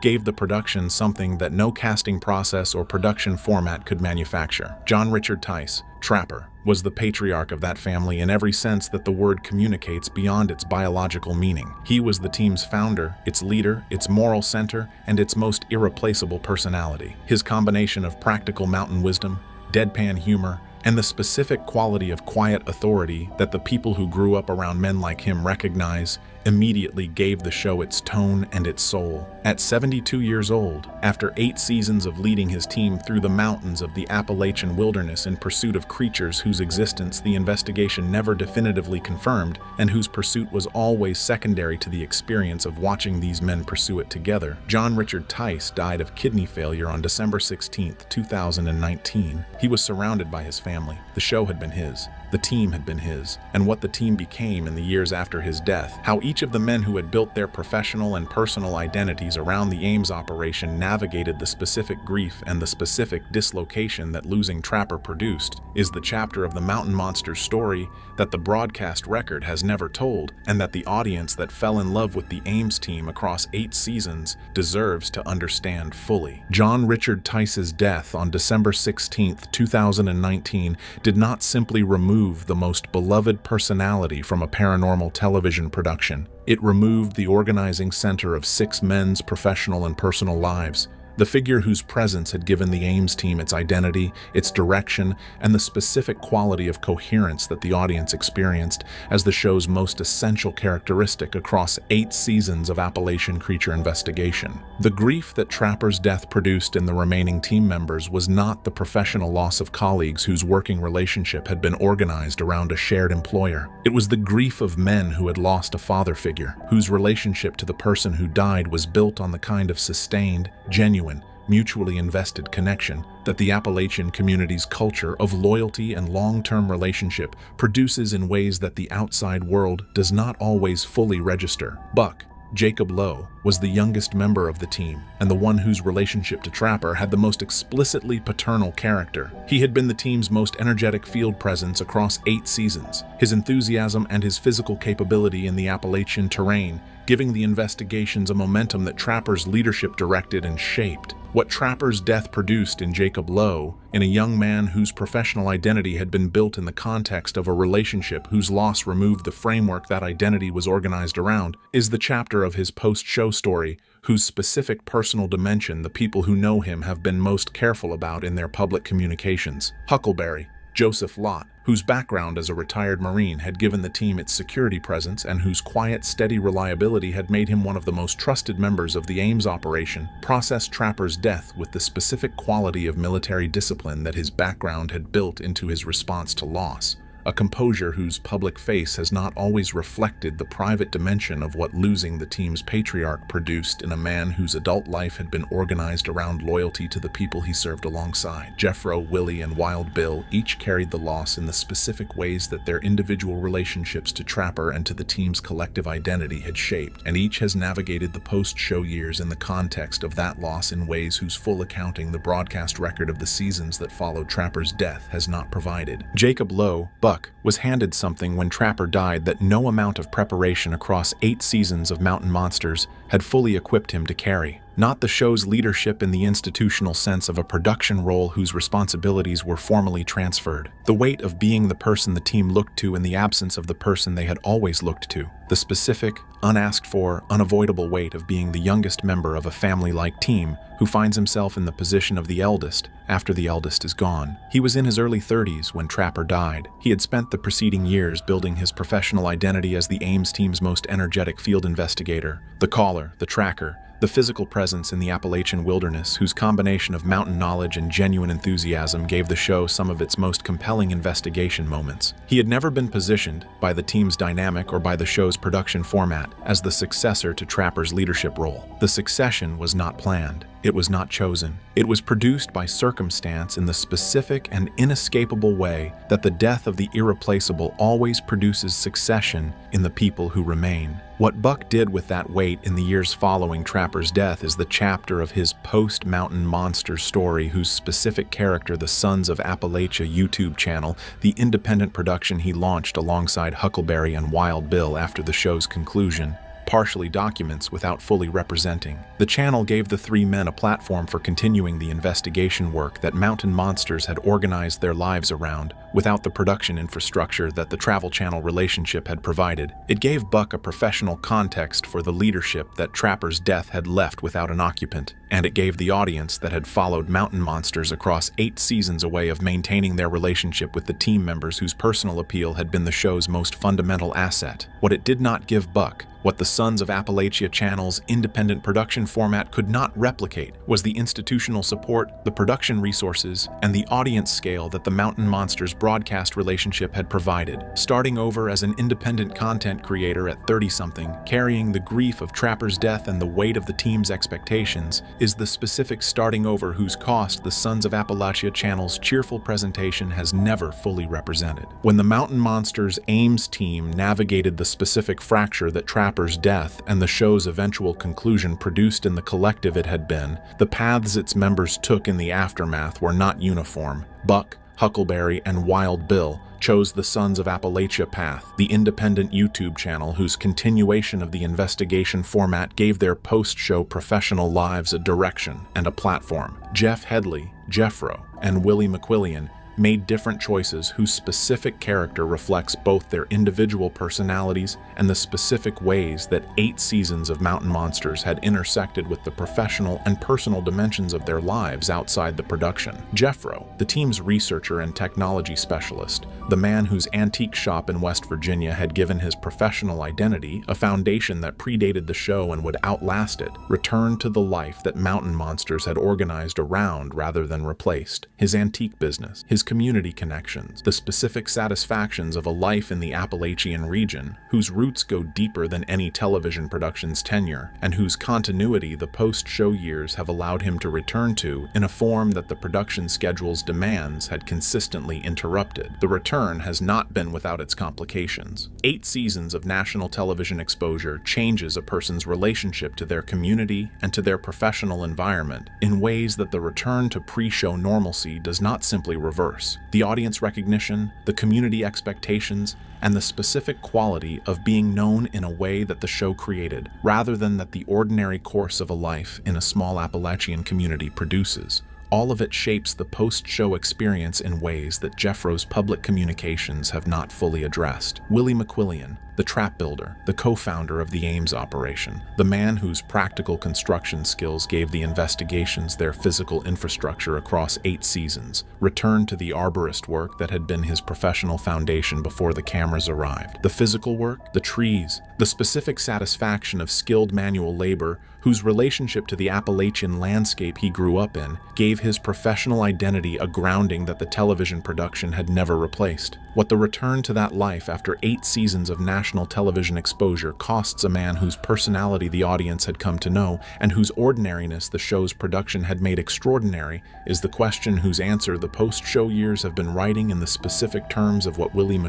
daily life looks like in 2026. Joseph Lott, Huckleberry, and William Neff, Wild Bill, represent the dimension of the mountain monster's post-show story, whose specific character is most directly shaped by the specific quality of loyalty that the Appalachian culture both men came from builds into its people as a foundational value rather than a situational virtue. When Buck needed people to stand beside him in the aftermath of Trapper's death and in the construction of the Sons of Appalachia project that represented the team's continuation in a new form, Huckleberry and Wild Bill were the ones who stood there. Not because the professional calculation made it the obvious choice. The Sons of Appalachia YouTube channel's independent production format offers a fraction of the resources and the audience reach that the Mountain Monsters broadcast relationship had provided. Because loyalty in the specific Appalachian sense of the word does not make professional calculations. It shows up. Huckleberry's background as a retired Marine, whose 6 years of service had built into his character the specific quality of commitment to the people you serve alongside that military culture produces at its best,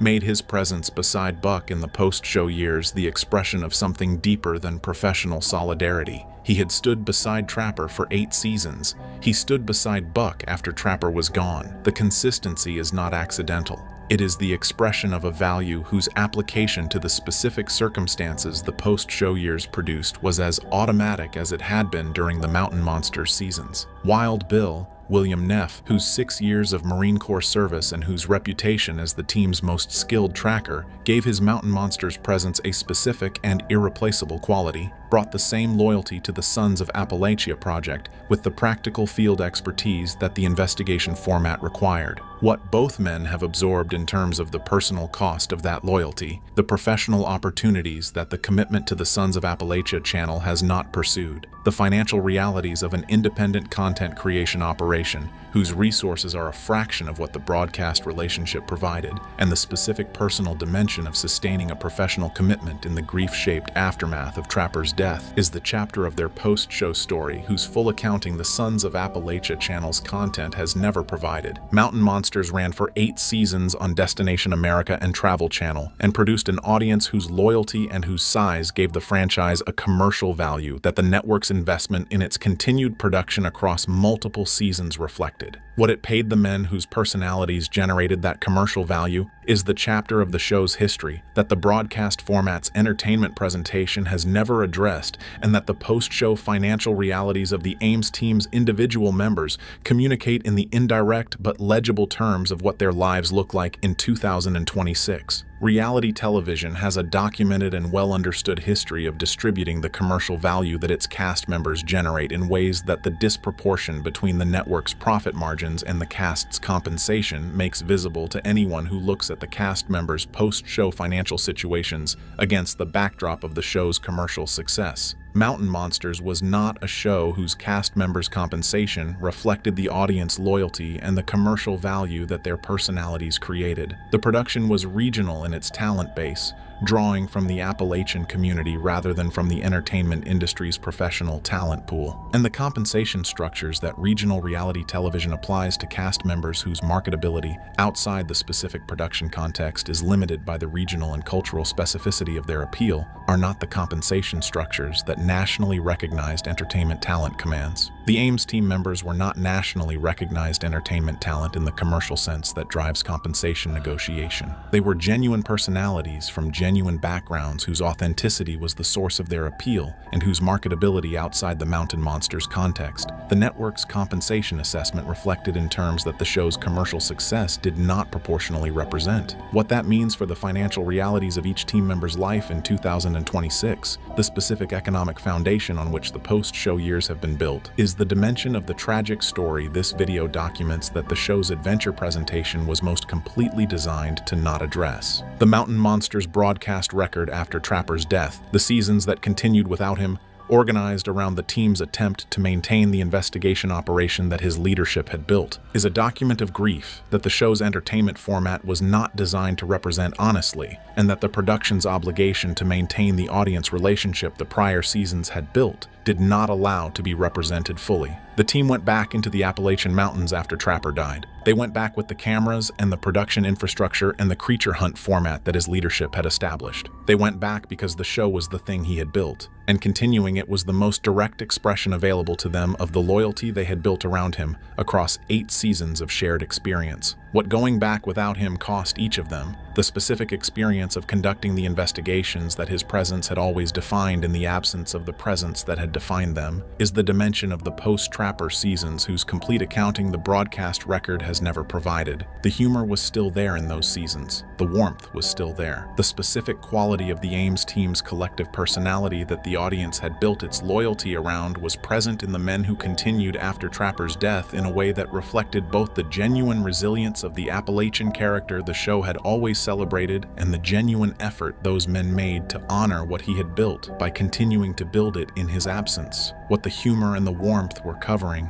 the specific grief that sustained loss of the kind Trapper's death produced, does to the people who carry it across the years of daily life in its aftermath, is the chapter that the post-show years have been writing in the private dimensions of each team member's experience, and that the Sons of Appalachia channel's continuation of the adventure presentation has not been designed to address. Grief of this specific kind, the grief of losing the person whose presence organized the context in which your most significant professional and personal relationships existed, does not resolve on a timeline that the 2026 versions of Buck, Huckleberry, and Wild Bill have fully completed. They are still in it, and the work of continuing. The Sons of Appalachia channel, the investigation format, the Appalachian creature hunt, is the work of men who are doing the most meaningful thing available to them with the grief they are carrying, which is to keep doing what Trapper built in the mountains he loved, with the team he made. In 2026, the members of the Mountain Monsters Ames team are in the specific chapter of their post-show lives, whose character the accumulated weight of everything the preceding parts of this video have established: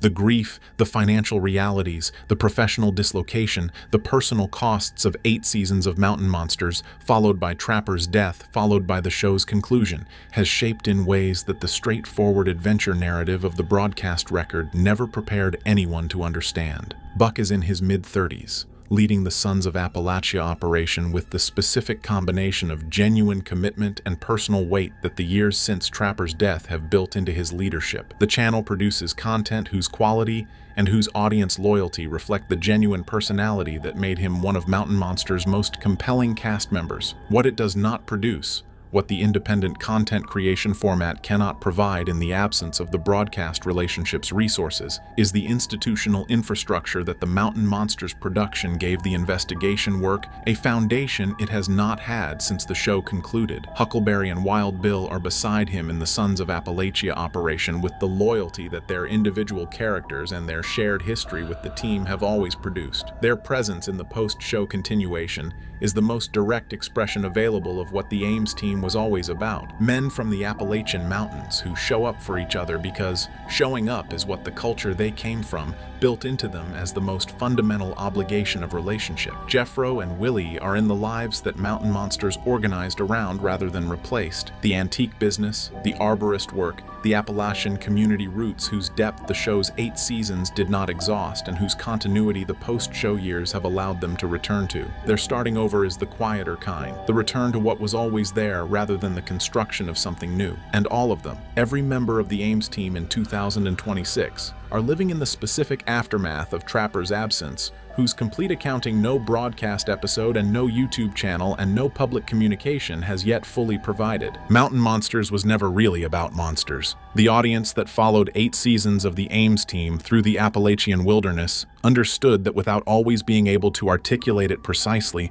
understood that what they were watching was not primarily an investigation of cryptid phenomenon, but a portrait of a specific kind of human community whose values and whose relationships the show celebrated in the specific setting of the American mountains. The creatures were the occasion. The men were the subject, and what the men's lives in 2026 communicate about what the show was, about what 8 seasons of Mountain Monsters built in the people who made it, and what its conclusion and Trapper's death have asked those people to carry in the years since, is the completion of the portrait that the broadcast record began without finishing. The tragedy of the Mountain Monsters story in 2026 is not catastrophic in the dramatic sense of public failure or acute crisis. It is the quieter and more lasting tragedy of men whose most significant shared experience ended before they were ready for it to end, whose patriarch died before any of them had fully processed what his leadership had meant to who they were, and who have been navigating the aftermath, the grief,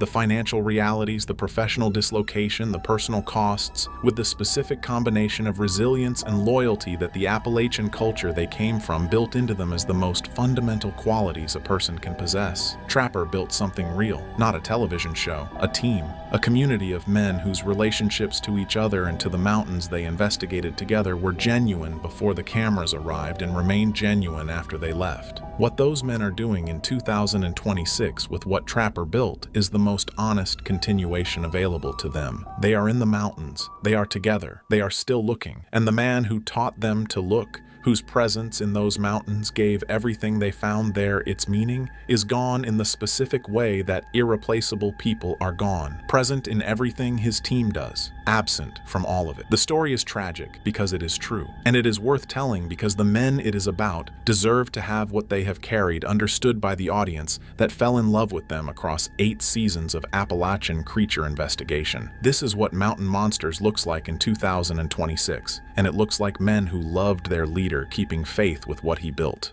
Buck Jacob Lowe from Mountain Monsters has been keeping a devastating secret for years. The ATV accident that nearly killed him and left him with permanent injuries wasn't just a routine mishap on familiar trails. It was caused by a terrifying Bigfoot encounter that producers forced him to cover up. For years, Buck has lived with chronic pain, addiction struggles, and the burden of knowing he encountered something real while the show around him faked evidence for ratings. Now, Buck is finally breaking his silence about what really happened that day, why the network buried the truth, and the evidence he's kept hidden that proves his story. The revelation will expose one of the biggest cover-ups in paranormal television history and validate what cryptid hunters have believed all along. Make sure you're subscribed because Buck is about to prove that the most genuine encounter in Mountain Monsters history was the one Travel Channel worked hardest to hide from viewers. Buck Jacob Lowe's social media post dropped like a bomb on the Mountain Monsters fan community in late January 2025. After years of relative silence following his departure from the show,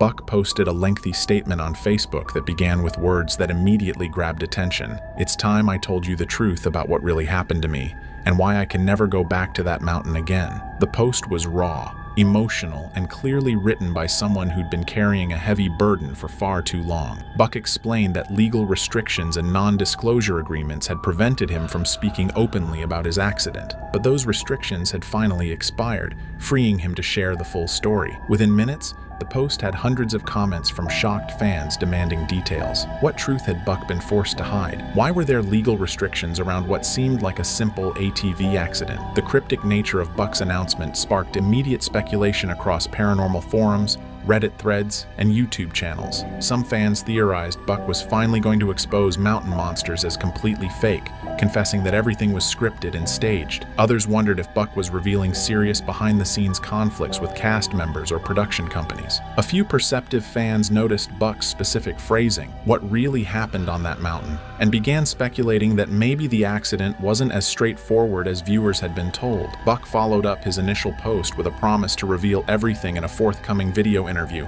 stating he had evidence that will prove what I'm about to tell you and why the network never wanted this story to come out. The mention of evidence intrigued the community even more. What could Buck possibly have that Travel Channel feared? His final comment in that initial post sent chills through longtime Mountain Monsters viewers. "The most real thing that ever happened during all our years hunting cryptids is the thing they made me lie about. The creature that nearly killed me was real, and I'm done protecting people who cared more about their liability than the truth." The cryptid hunting community exploded with theories. Buck was claiming an actual creature encounter, not just another staged investigation, but one that had been covered up rather than celebrated. This contradicted everything fans thought they knew about his accident. Buck's detailed account of what happened that September afternoon in 2018 reads like something from a horror film, but he insists every word is true and he has evidence to prove it. Buck was riding his ATV on private property adjacent to where Mountain Monsters frequently filmed, an area he'd traversed hundreds of times over decades of living in Appalachia. He knew every trail, every turn, and every potential hazard on that land. What he didn't expect was to encounter a massive bipedal creature standing in a clearing approximately 75 yards ahead of him. Buck initially thought it was a person, maybe a hunter or hiker who'd had wandered onto private land. But as he slowed his ATV and got a clearer view, he realized this was something else entirely. The creature stood at least 8 feet tall with dark brown hair covering its entire body except for its face, which Buck describes as a horrifying mix of human and ape features. The smell hit him next. A putrid, musky odor that made his eyes water even from that distance. Buck sat frozen on his idling ATV for what felt like minutes but was probably only seconds, trying to process what he was seeing. The creature noticed him. It turned its massive head, made direct eye contact with Buck, and released a vocalization that Buck describes as the most terrifying sound he'd ever heard. A combination of roar and scream that seemed impossibly loud and resonated in his chest. Then it charged. The creature moved with shocking speed for something so large, covering the distance between them faster than seemed physically possible. Buck reacted on pure instinct, twisting the throttle and attempting to turn the ATV around to flee back down the trail. In his panic and the desperate need for speed on rough terrain, Buck lost control. The ATV hit a large rock, partially hidden in tall grass, sending Buck airborne before slamming him into the ground and rolling the vehicle over his lower back and legs. He remembers the immediate explosion of pain, the inability to move his legs, and the terrifying realization that the creature was still somewhere nearby. Buck could hear it crashing through the brush, circling his position, apparently curious about what had happened but maintaining distance from the wrecked ATV. Buck lay in agony for nearly 20 minutes before help arrived, unable to move and terrified the creature would return. A family member who'd heard the ATV crash found him and called emergency services. Buck tried explaining what had chased him, but in his injured, traumatized state, his rescuers assumed he was confused or hallucinating from pain. By the time paramedics arrived and transported Buck to the hospital, word had already reached Mountain Monsters producers that one of their cast members had been seriously injured. The medical diagnosis was devastating: multiple fractured vertebrae, severe herniated discs, and nerve damage that would require immediate surgery and months of rehabilitation with no guarantee of full recovery. While Buck was still in the hospital recovering from emergency spinal surgery, he received visits from Travel Channel executives and production company lawyers that he describes as more interrogation than wellness check. They asked detailed questions about exactly what had happened, whether anyone else witnessed the encounter, and crucially, whether Buck had captured any video or photographic evidence of the creature. When Buck explained that he'd encountered a Bigfoot that charged him, causing the accident, the lawyer's demeanor immediately shifted. They explained very clearly that Buck could not, under any circumstances, publicly claim his accident was caused by a cryptid encounter. The reasons were legal and financial. Without video evidence proving a creature was present, Buck's claim was legally just an allegation that could expose the production company and network to massive liability. If Buck was injured by an actual dangerous animal on a location where Mountain Monsters had been filming, it raised questions about whether proper safety protocols had been followed and whether the production had knowingly put cast members in danger. Insurance companies would investigate, lawsuits could follow, and the show itself might be canceled if it was determined that cryptid hunting posed genuine safety risks that weren't being properly managed. Buck was presented with revised non-disclosure agreements that specifically prohibited him from discussing the circumstances of his accident beyond describing it as a routine ATV mishap. If he violated these terms, he would be immediately removed from the show, forfeit any future compensation, and potentially face legal action for breach of contract. Buck, vulnerable and medicated in a hospital bed, signed the agreements under duress. Buck's recovery from spinal surgery required powerful prescription opioids to manage the excruciating pain that became his constant companion. Doctors prescribed OxyContin,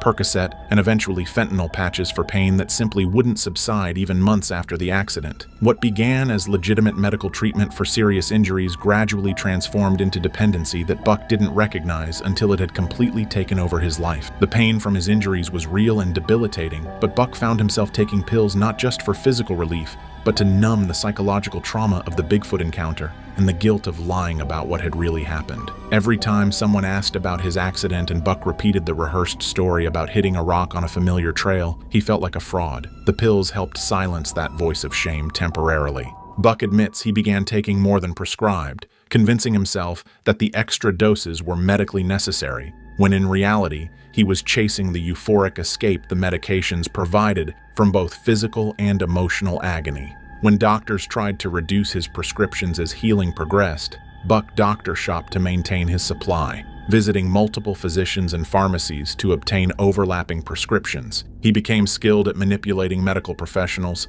exaggerating symptoms, and playing up his injuries to justify continued high-dose opioid therapy long after it was medically appropriate. The addiction affected his behavior during Mountain Monsters filming in ways that crew members noticed but production largely ignored. Buck would show up to investigations visibly impaired, slurring words, moving with the slow deliberateness of someone heavily medicated. There were moments captured on camera where Buck seemed confused or disconnected, staring blankly while other cast members discussed investigation strategies. Editors worked around his worst moments, cutting scenes where Buck's impairment was too obvious to hide. Other cast members confronted Buck privately about showing up to dangerous nighttime investigations in the woods while clearly under the influence of something. The concerns were both personal. They cared about Buck's well-being, and practical. An impaired team member put everyone at risk during investigations in rough terrain and potentially dangerous situations. Buck became defensive and denied having any problem, insisting he was only taking prescribed medications for legitimate injuries. The intervention finally came when Buck's family discovered the extent of his addiction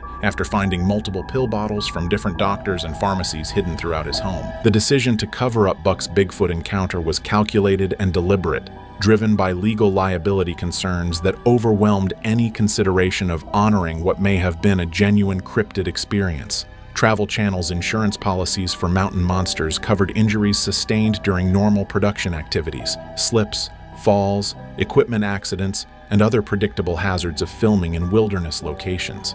But injuries caused by actual dangerous wildlife or cryptid creatures opened an entirely different legal nightmare that insurers explicitly excluded from coverage. If Buck's encounter was real and the network acknowledged it, they'd be admitting that Mountain Monsters cast members faced genuine danger from creatures the show was supposedly investigating. This would trigger immediate insurance investigations, potential policy cancellations, and liability exposure worth millions if Buck or other cast members filed injury lawsuits claiming inadequate safety protocols. Production companies and networks maintain detailed safety procedures for reality television, including wildlife protocols, location assessments, and emergency response plans. Acknowledging that a cast member was attacked by an unknown creature would reveal that all those safety procedures were inadequate for the actual risks involved. Regulatory agencies, including OSHA, could investigate whether proper workplace safety standards were being followed. State film commissions might revoke permits for future productions. The legal department's worst-case scenario involved Buck's encounter becoming public and inspiring other cast or crew members to come forward with their own cryptid experiences that had been downplayed or ignored. If a pattern emerged of genuine dangerous encounters being covered up while the show simultaneously marketed itself as documenting real cryptid investigations,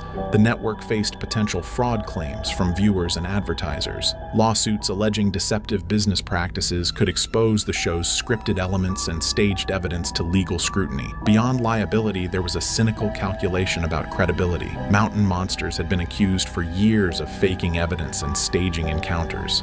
If Buck came forward claiming a real Bigfoot attack caused his accident, skeptics would assume it was just another publicity stunt to boost ratings.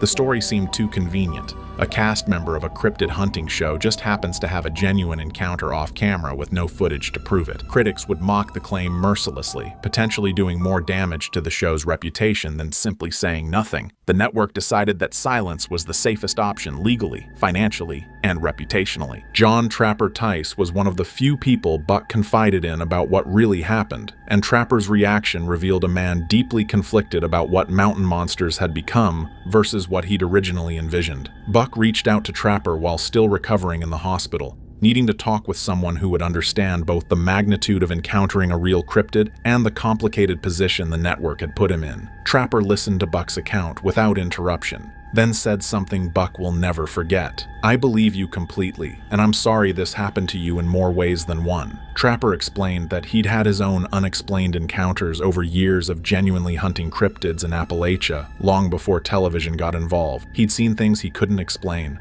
heard vocalizations that didn't match any known animal, and found evidence that convinced him something unknown lived in those mountains. But he'd also watched mountain monsters transform from a show about legitimate investigation into something increasingly staged and scripted to meet network demands for dramatic content. Trapper was furious that producers were forcing Buck to hide a genuine encounter while simultaneously faking evidence for episodes. The hypocrisy disgusted him. The one real cryptid experience that could validate everything they'd been claiming was being buried for legal and financial reasons, while manufactured drama was presented as authentic investigation. Trapper confronted producers about the Buck situation, arguing they should find a way to tell his story that respected both the truth and legitimate legal concerns. The network refused, and Trapper's relationship with production became increasingly strained. In private conversations during Buck's recovery period, Trapper shared his own regrets about how the show had evolved. He felt complicit in deceiving fans who genuinely believed in their work, and the Buck situation crystallized his concerns about the ethical problems inherent in paranormal entertainment television. Trapper encouraged Buck to prioritize his health and well-being over the show, even if that meant walking away entirely. He offered to support Buck publicly if he ever decided to tell the truth, regardless of consequences from the network. Those conversations meant everything to Buck during his darkest period. Trapper's death, less than a year later, hit Buck especially hard because he'd lost not just a team leader, but the one person who fully understood and validated his experience. Buck's secret about the Bigfoot encounter created a fracture within the Ames team that never fully healed, dividing cast members between those who believed his story and supported him versus those who thought he was lying or exaggerating for attention and sympathy. The division started almost immediately after Buck returned to filming following his recovery. He confided in select team members about what had really happened, hoping for understanding and support from people he'd worked alongside for years. Wild Bill was among the first Buck told, and his reaction was unexpectedly harsh. Wild Bill expressed skepticism about the encounter, suggesting that Buck's pain medications and trauma had caused him to misinterpret what he'd seen. He pointed out that convenient off-camera encounters without evidence were exactly the kind of thing skeptics accused the show of fabricating. Wild Bill's dismissal felt like betrayal to Buck, who'd expected his longtime friend to believe him unconditionally. Their relationship deteriorated from that point, with Buck feeling unsupported during the most difficult period of his life, while Wild Bill felt Buck was being irresponsible by spreading unprovable claims that could damage the show's credibility. The argument escalated into accusations about who was really loyal to the team and whether Buck's addiction issues were affecting his judgment about what had actually happened. Other cast members took sides. Willy believed Buck's story completely, having had his own unexplained experiences in Appalachian wilderness that he'd never shared publicly. Willy became one of Buck's strongest advocates, arguing that the team should support Buck rather than question him. Jeff was more neutral, acknowledging he didn't know what happened but felt the network's handling of the situation was wrong, regardless of whether Buck's encounter was real. The division went beyond just believing or disbelieving Buck's story. It exposed deeper tensions about the show's authenticity and what the cast owed each other versus what they owed the production. Some cast members prioritized protecting Mountain Monster's reputation and their own financial interests, viewing Buck's story as a liability that could jeopardize everyone's paychecks if it went public. Others felt that loyalty to a team member who was genuinely suffering should outweigh business concerns. Filming became awkward and tense, with unresolved conflicts simmering beneath every investigation. Buck felt increasingly isolated, dealing with chronic pain and addiction while surrounded by people who either didn't believe him or wanted him to stay quiet for the good of the show. What producers and cast members didn't know was that Buck had collected physical evidence from the encounter site that he'd kept hidden for years, waiting for the right time to reveal proof that would validate his story. In the chaotic aftermath of his accident, while waiting for emergency responders, Buck used his phone to photograph massive footprints he could see from where he lay injured on the ground. The prints were approximately 18 inches long, deeply impressed in the soft earth near where the creature had been standing, showing clear toe definition and dermal ridges that Buck knew were consistent with alleged Bigfoot tracks documented by researchers. He took over a dozen photos from different angles despite excruciating pain, knowing these images might be his only evidence of what had really happened. Buck also recorded audio on his phone during those terrifying 20 minutes before help arrived. The recording captures his labored breathing, groans of pain, and most importantly, distant vocalizations from the creature that had apparently remained in the area after Buck crashed. The sounds are deep, guttural, and unlike any known wildlife in West Virginia. Audio analysis experts Buck later consulted privately confirmed the vocalizations didn't match bear, elk, or any other animal native to Appalachia. Before emergency crews arrived, Buck managed to crawl several feet to collect physical evidence. Tufts of dark hair caught on vegetation where the creature had crashed through the brush. He stuffed the hair samples into his jacket pocket, protecting them even as paramedics worked on him. Buck had the samples analyzed by a private laboratory under a false name, paying cash to avoid any paper trail that might alert producers. The lab results showed primate hair with characteristics inconsistent with any known ape species, though the lab couldn't definitively identify the source. The most compelling evidence Buck preserved was the actual location data and timestamps from his phone proving exactly when and where the encounter occurred. GPS coordinates, photo metadata, and cell tower records document his position at the time of the accident, allowing independent verification that he was exactly where he claimed to be. Buck kept all this evidence hidden for years, stored in a secure location known only to his closest family members, waiting until he was legally free to reveal it without violating his non-disclosure agreements with the network. Buck's decision to permanently leave Mountain Monsters and finally reveal the truth about his Bigfoot encounter represents a complete transformation from the person who once prioritized television fame and paychecks over personal integrity. His journey through addiction recovery provided the clarity and courage necessary to walk away from the show and face the consequences of telling a story the network desperately wants to remain buried. Buck completed his final contracted episodes in 2023 while counting down the days until his non-disclosure agreements would expire. Every moment of filming felt dishonest and unbearable now that he'd achieved sobriety and could no longer use substances to numb the guilt of lying about his experience. He watched producers stage evidence and script encounters while sitting on proof of a genuine cryptid interaction that was being actively suppressed. The hypocrisy became too much to tolerate.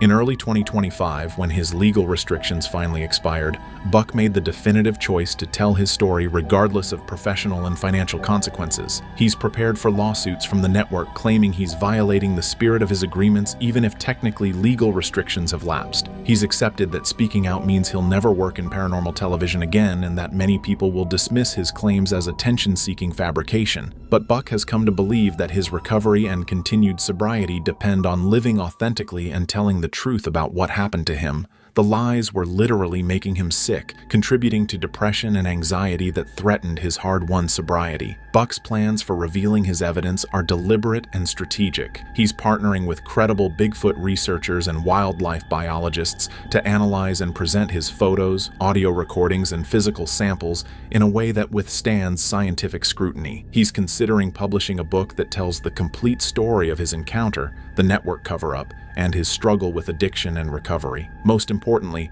Buck wants his story to validate other people who've had genuine cryptid encounters but remained silent due to fear of ridicule or professional consequences. He hopes that by coming forward with evidence and accepting the personal costs of honesty, he can encourage others to share their experiences and contribute to legitimate cryptozoological research rather than entertainment television's staged fakery.